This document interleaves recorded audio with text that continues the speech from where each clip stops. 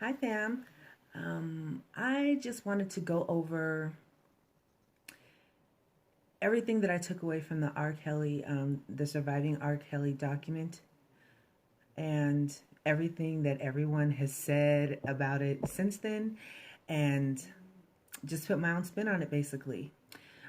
Thank you for taking time to watch this. I definitely appreciate it. I didn't want to go over at all that entire document because it was 6 episodes that was an hour each episode long, and it was very hard to watch. It was an emotional trigger for anyone like myself who is also a victim. Um, Man, so many things I want to say. First and foremost, I want to start with where I lost all respect for R. Kelly, and that was way back when Aaliyah died.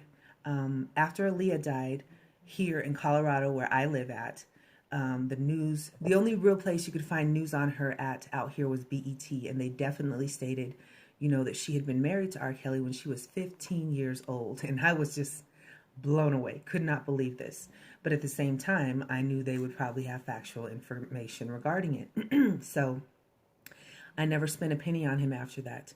When the whole sex tape thing came out, every single person I knew that had actually saw the tape, I couldn't watch the tape. I had a chance to, but I was like, ugh. Everyone said that was R. Kelly in that tape. A few things that stood out to me during the document. Um, Wow, so much to unpack here. Okay, so the first thing I also wanted, well, the next thing I should say, R. Kelly stated that he was sexually molested as a child. Okay, I believe that. I do. I believe that when you are sexually molested as a child, that you come out of one or two ways. One, you get help and you learn from what happened to you and you become a better person and you move on from it. And because you've gone through what you have gone through, you're better at noticing that in other people. And what I mean by that is with your children. I was definitely overprotective when it came to a whole lot of things as far as my children were concerned, and that's just because of what I went through. Um, and you notice things, you hear things people say, you pay attention to things, you're more on guard for other things that other people who have not been in that situation before would know to look for. Or you go the other route and you don't get any help, nothing takes place, you probably end up going through this for years, and you start doing this yourself when you become older. So you went from being the victim to the predator yourself. Okay, so I'm going to say that I do believe that that's where it started because obviously he was molested along with his brother or brothers when they were younger. Um, this is crazy to me because I believe that a lot of this goes back in a black family. It is 100% expected for you to not tell your family's business. Not tell your family's business. If your parents got into an argument last night, don't you go to school and tell anybody about that. That's none of their business. I'm in the phone in here talking. Get out my mouth. Go in the other room. You don't need to hear what I'm saying.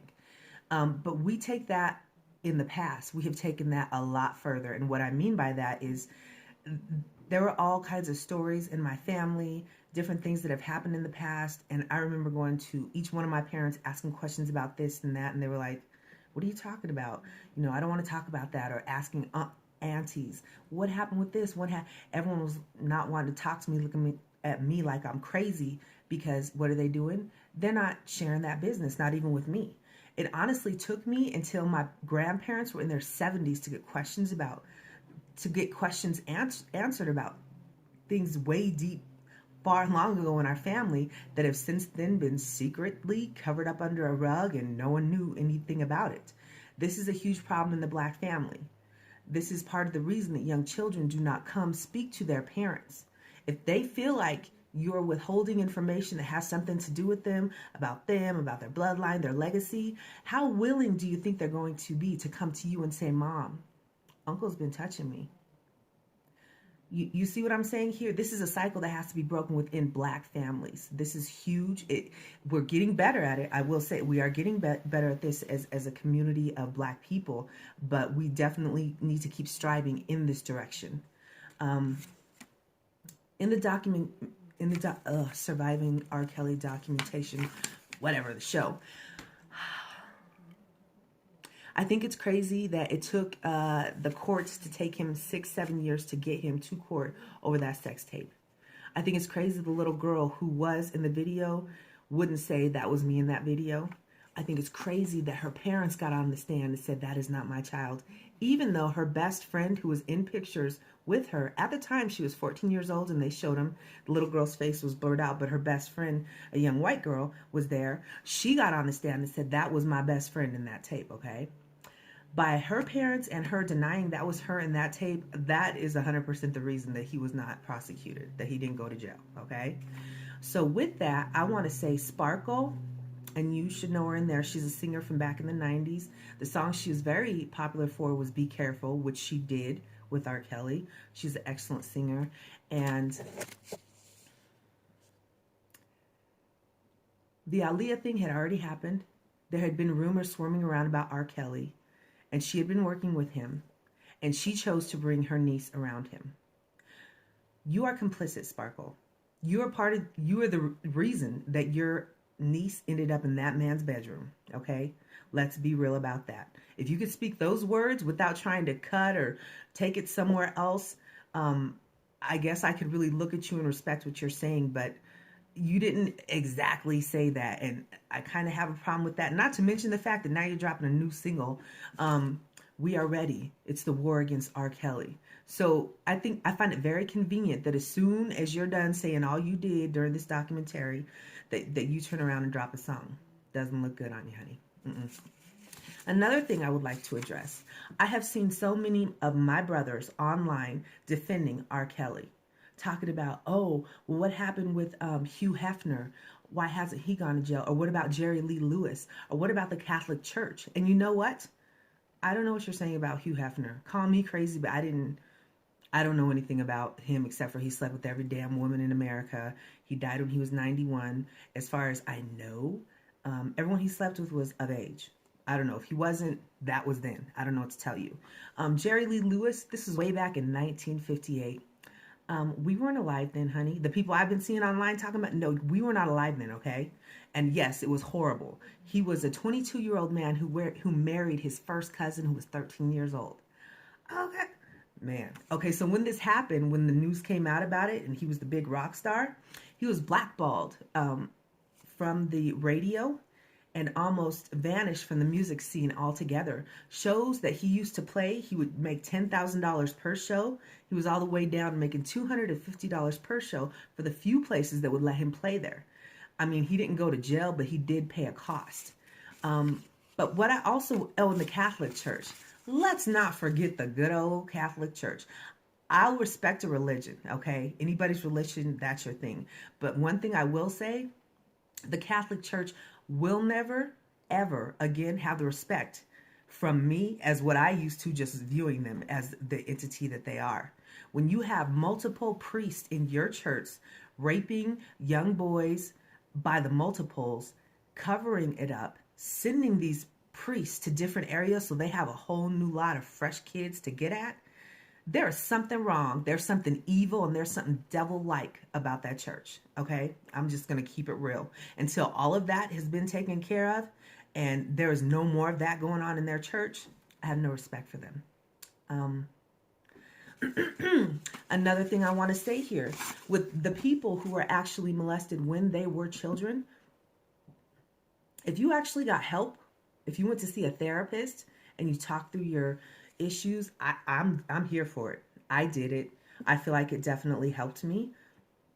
I feel like Black people do not put as much investment into mental health as we should.